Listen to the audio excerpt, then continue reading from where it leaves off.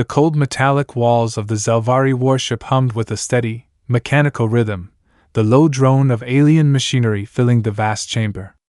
The air was thick with the sterile scent of processed oxygen, laced with the faint metallic tang of blood.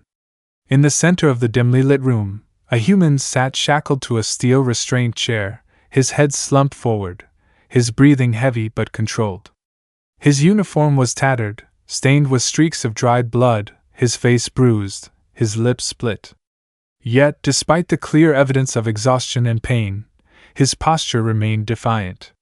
From the raised observation deck, Commander Gorvax watched the scene with cold amusement. His scaled hands rested behind his back, his elongated pupils narrowing as he studied the prisoner. "I expected more," he muttered. Beside him, Tilrax, his second in command, let out a low, hissing chuckle. "More? From them?" Tilrax gestured toward the prisoner, his ridged brow furrowing in mock disbelief. "They're fragile. Soft. Barely capable of surviving outside their little dirt world. Every species that has encountered them knows this." Gorvax tilted his head slightly, his eyes still locked on the human. "And yet, they are still here," Tilrax scoffed. "Because they are stubborn. Not strong. They are the weeds of the galaxy, difficult to kill, but never truly dangerous." Below them, the prisoner shifted slightly, his muscles tightening, his fingers flexing against his restraints. Gorvax stepped forward, leaning on the railing. "Bring him to full consciousness." A technician nodded, pressing a series of controls. The chair emitted a sharp hiss, and the human's head jerked up as a pulse of energy surged through his body. The man exhaled sharply, blinking against the artificial light. His breathing evened, his gaze slowly rising, meeting the warlord's without hesitation. For a moment, neither of them spoke. Then, Gorvax descended the stairs, his boots clicking against the metal as he approached the prisoner. "Tell me something, human." His voice was smooth, calculated. "Why do you fight?" The human swallowed, shifting against his restraints. "What?" His voice was hoarse, rough from dehydration, but there was no fear in it. Gorvax smirked, tilting his head. "Your species is weak. Compared to the great empires of this galaxy, you are nothing. Your bones snap easily, your lungs require constant maintenance, and your reliance on oxygen makes you useless on most worlds." He stepped closer, his golden eyes narrowing. "So why do you keep fighting?" The human studied him, blood trickling from a fresh cut above his eyebrow. His breathing was labored, but his lips curled slightly, a smirk, small but unmistakable. "Because we don't know how to stop." A silence fell over the chamber. Gorvax's smirk faded. Tilrax let out an irritated growl. "They act as if their resistance matters. It is meaningless. They are primitive, incapable of matching us in technology, in strength, in numbers." The human laughed. Not a chuckle. Not a broken, defeated sound. A real, genuine laugh. Tilrax's expression twisted in anger. "What is so amusing?" The prisoner lifted his head fully now, his eyes sharp, unwavering. "You think we're weak because we break. Because we bleed. Because we die." He licked the blood from his split lip. "But you don't understand. We are not strong despite these things." His grin widened. "We are strong because of them." Gorvax said nothing. He simply watched, the first trace of unease creeping into his mind. The human was injured. Beaten. Outnumbered. Yet he smiled like he had already won. The interrogation chamber hummed with the dull sound of machinery, the air thick with the sterile scent of processed oxygen. The human prisoner remained strapped to his chair, his breathing slow but steady. The bruises on his face had darkened, a deep purple against his pale skin. He looked like a man on the edge of collapse. Yet he was smiling. Commander Gorvax studied him, arms folded behind his back, his scaled features impassive. "I have never understood your kind," he mused. Beside him, Tilrax snorted. "There is nothing to understand, Commander. They are weak. Doomed from the moment they left their little blue rock." Gorvax didn't respond. Instead, he turned to the prisoner. "Tell me, human, he said, voice calm, measured. Do you know how most species come to dominate their worlds? The prisoner tilted his head slightly, his smirk still lingering. I bet you're going to tell me. Tilrax's frills flared in irritation. They are born in paradise, Gorvax continued, ignoring the human's sarcasm. Lush worlds, where the air is rich with oxygen, the water is clean, the food abundant. They evolve with stability, with balance. Strength comes from having a world that nurtures them. He gestured toward the viewport, where the stars stretched endlessly beyond the hull of the ship. That is why the dominant species of this galaxy are powerful. We come from worlds that sustain life, worlds that strengthen us. The human's expression didn't change. You're trying to say Earth isn't paradise? Tilrax let out a sharp, hissing chuckle. Your planet is a death trap. He turned to Gorvax, amusement laced in his voice. Have you read the reports? Earth is a chaotic, disease-ridden, unstable nightmare. Gravity heavier than most species can tolerate. Constant natural disasters. A climate that shifts unpredictably. Oxygen levels that are just high enough to sustain life but also high enough to fuel raging fires that consume entire regions. And the creatures. Tilrax shook his head, his mandibles clicking in disapproval. Even your own wildlife hunts you. Gorvax nodded in agreement. Yes. Even among lower life forms you are outmatched. Your species is slow, physically weak, and fragile. You lack claws, fangs, exoskeletons, natural armor. You need constant food, constant water, constant rest. He stepped closer to the prisoner. Half the planets in this galaxy would kill you within hours. Your biology is inferior in nearly every measurable way. The human prisoner exhaled sharply, almost like a laugh. Tilrax's eyes narrowed. You think this is funny? The human turned his gaze toward him, grinning despite the dried blood on his lips. Yeah. A little. Tilrax hissed in frustration. What part of this amuses you? The prisoner lifted his chin slightly, the bruises on his neck shifting as he moved. You keep talking about how weak we are, he said, voice hoarse but unwavering. How we don't belong out here. How we should have died off long ago. He leaned forward as much as his restraints would allow, his eyes locked onto Tilrax's. And yet, we're still here. Tilrax faltered. Just for a second. The human grinned wider. You call Earth a death trap? Damn right it is. We had to fight for every inch of survival. Every generation. Every day. We weren't born into paradise like you.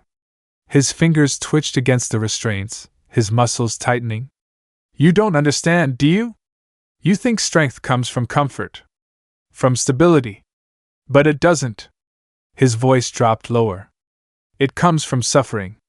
A silence settled over the room. Gorvax's golden eyes narrowed, but he said nothing.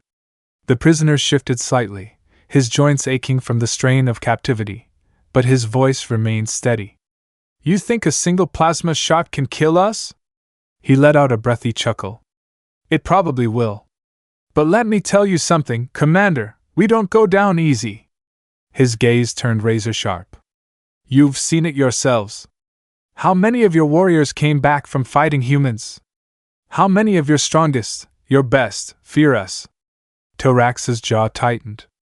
Gorvax remained still. The prisoner leaned back, his breathing slow and deliberate. You look at me and see a broken man. He smirked. I look at you and see someone who's afraid. For the first time since the interrogation began, no one spoke.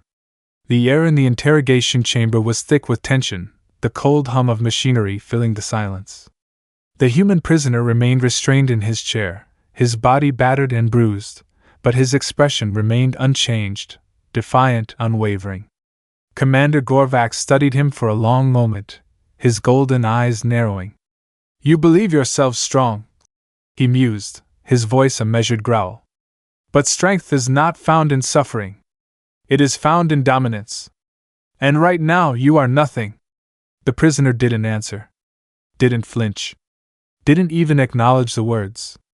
Tilrax hissed in frustration. He refuses to submit. Perhaps he thinks silence makes him powerful. Gorvax exhaled slowly, a flicker of amusement dancing in his expression. Let's test that theory. He turned to the control panel and pressed a command. A sharp hiss filled the air as electric currents surged through the restrained chair, sending violent shocks coursing through the human's body. His muscles tensed, his jaw clenched, but he made no sound. The charge lasted several seconds, crackling through his frame before finally subsiding. Smoke rose from his skin where the metal cuffs had burned into him. The chamber was silent. He didn't scream. Didn't beg. Didn't react at all. Gorvax's brow furrowed slightly. The prisoner exhaled, slow and steady then. He laughed. It wasn't loud. It wasn't forced. It was genuine. Torak stiffened, his throat frills flaring in irritation. What is so amusing? The prisoner lifted his gaze, his eyes dark with something unreadable. That tickled. Torak slammed his fist on the console, rage flashing across his face. Enough! Increase the intensity! Gorvax gestured slightly, and the technician obeyed. The charge hit again, twice as strong. The current tore through the human's body, his fingers twitching against the metal restraints. Still, he did not scream. His jaw tensed. His muscles strained. But the pain that should have broken him didn't. The Zelvari officers shifted uneasily. Commander, a voice murmured from the side. A scientist, standing at a separate console, watching the human's vitals. Gorvax turned to him. What is it? The scientist hesitated. His claws tapped nervously against the screen. This shouldn't be possible. Explain. The scientist's mandibles clicked as he read the data again, as if hoping he had made a mistake. By all known standards of biology, his nervous system should have collapsed by now. His pain threshold should be exceeded. His organs should be shutting down. Torak gritted his teeth. Then why isn't he screaming? The scientist hesitated. Then, his eyes flicked to the prisoner. Because humans adapt. Silence fell over the chamber. Gorvax's gaze darkened. Adapt? The scientist nodded slowly. Their bodies break, but they rebuild. They suffer, but they learn to endure. Their pain receptors should be overloading, but instead, he turned the display toward them, showing the prisoner's biological readings. His body is stabilizing. His threshold is shifting. He's adjusting to the pain. The realization hit like a weight. Gorvax turned back to the human. He should have been unconscious by now. Instead, he was still grinning. You're starting to understand, aren't you? The prisoner rasped. His voice was rough, hoarse from exhaustion, but his tone carried no weakness. Torax's claws flexed. You should be dead. The human let out a slow breath. Yeah, he murmured. That's what everyone thinks, right up until they realize we're still standing. His eyes gleamed with something dangerous. You think we're fragile. That we can't take what you can. That we don't belong in this galaxy because we're weak. He leaned forward as much as his restraints would allow. But the truth is, we don't break the way you expect us to. A cold silence filled the room. For the first time, Gorvax felt something creeping into his chest. It wasn't anger. It wasn't amusement. It was uncertainty. And perhaps, the first flicker of fear. The silence in the interrogation chamber was no longer one of control. It was the silence of uncertainty, of shifting realities, of something terribly wrong creeping in. Commander Gorvax stood still, his cold, reptilian gaze locked onto the human prisoner. The creature had endured far more than any being should have. He should have been broken. Begging. Defeated. Instead, he smiled. A deep, unsettling smirk. Gorvax's golden eyes narrowed. You believe your endurance makes you strong. His voice was measured, careful now. But in the end, it changes nothing. You are alone here. The last of your kind in this sector. Whatever you cling to, it dies with you. For the first time, the prisoner let out a quiet chuckle. A low, raspy sound, like a man who knew something his captors didn't. Gorvax's claws twitched. Something amusing? The human tilted his head, his bruised lip curling upward. Yeah, he murmured. He exhaled slowly, his voice calm, almost pitying. You still don't get it, do you? Gorvax remained silent. The human leaned forward, just enough for the dim light to catch the sharp glint in his eyes. We are never alone. A sharp beeping filled the room. The Zelvari officers turned toward the main control panel, where a new proximity alert had triggered. Tilrax hissed. What is that? A technician's scaled fingers flew over the console. His frills stiffened in confusion. I don't know, sir. Something just. He froze. His voice dropped to a whisper. Multiple warp signatures detected. Gorvax turned sharply. Where? The technician's throat pulsed nervously. Right on top of us. The entire ship trembled. The bridge alarms erupted in a deafening shriek, warning of a massive incoming fleet. Outside, beyond the thick glass viewport, space twisted and fractured, unnatural distortions rippling through the void. Then, like ghosts emerging from the dark, they appeared.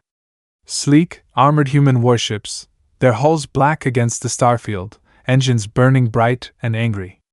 One by one, they dropped out of warp, their arrival so precise, so coordinated, that the Zelvari fleet had no time to react. Gorvax's blood turned cold.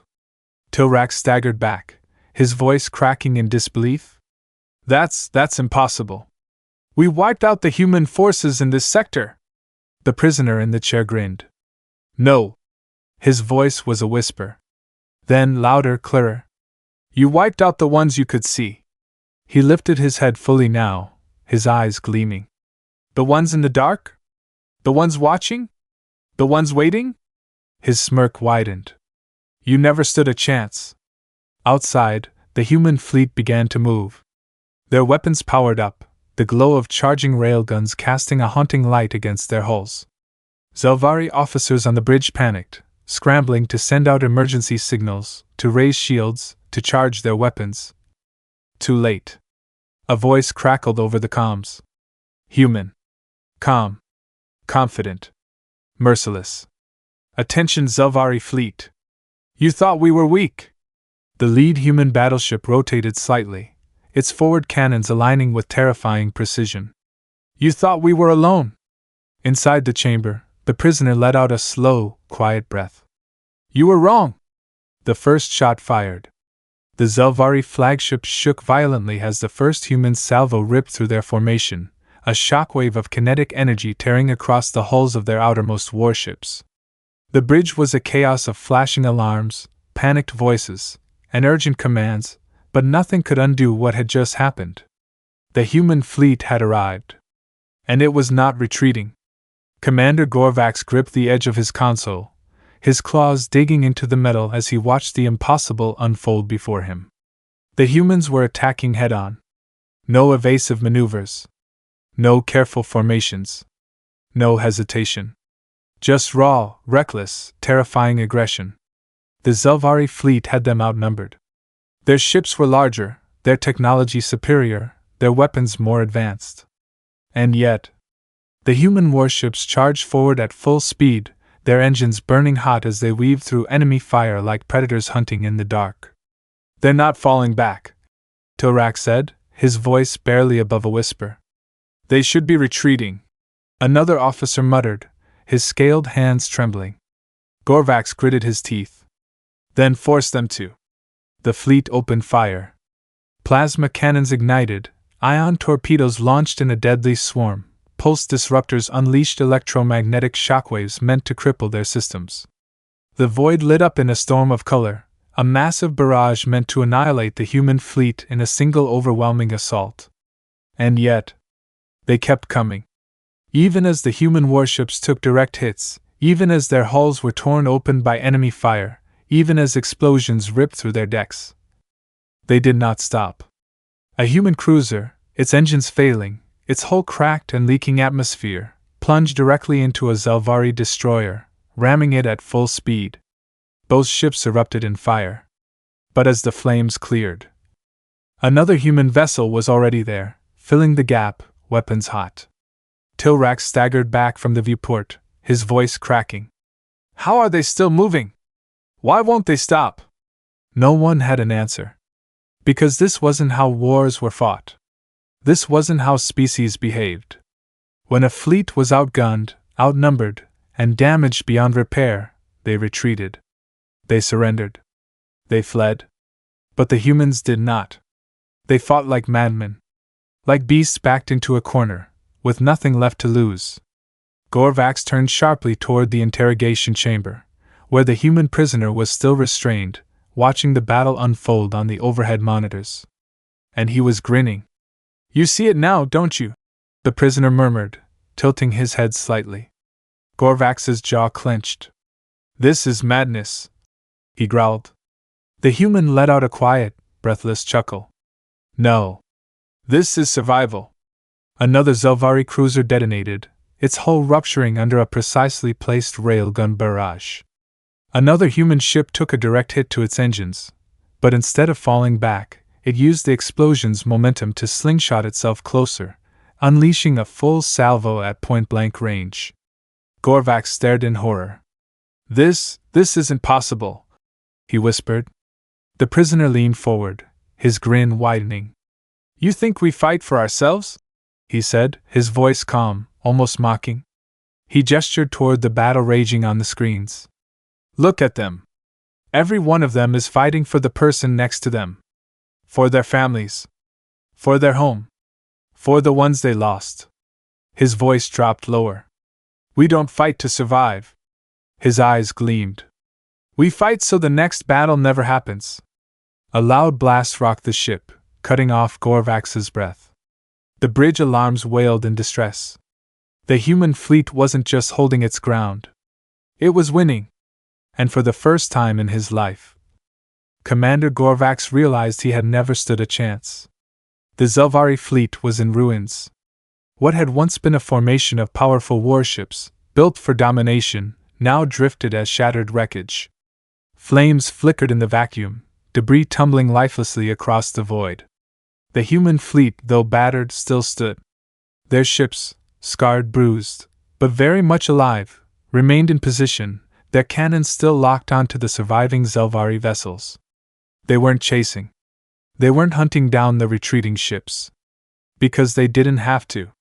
The message was clear. On the Zelvari flagship's bridge, silence hung thick. No one spoke. No one moved. Even the alarms had gone quiet, as if the ship itself had surrendered. Commander Gorvax sat motionless in his chair, his golden eyes dull, his mind racing. This wasn't how it was supposed to end. Humans were supposed to be weak. They were supposed to die easily. Yet here he was, watching his fleet crumble, while they still stood. A movement in the corner of his vision snapped him back to the present. The human prisoner. The restraints on his chair had been unlocked. And now, he was standing. Slowly, steadily, he stretched his sore muscles, rolling his shoulders, rubbing his bruised wrists. He took his time, as if he had never been a prisoner at all. Then, he stepped forward. The Zelvari officers near him flinched. He didn't look at them. Didn't need to. He walked through the command deck with the confidence of a man who had already won. He passed Tilrax, who instinctively stepped back, throat frills flaring in uncertainty. He stopped in front of Gorvax. The warlord finally looked up. And for the first time, he felt small. The human held his gaze, his expression calm. No hatred. No arrogance. Just certainty. You asked why we keep fighting. His voice was quiet, steady. It's because we don't know how to lose. He turned without another word, walking off the bridge unchallenged. No one stopped him. Because no one dared to. As the Zelvari survivors limped away, their warships retreating into the void, a single truth burned into their minds. Humanity was not weak. Humanity was not alone. Humanity was a storm. And the galaxy would never look at them the same way again.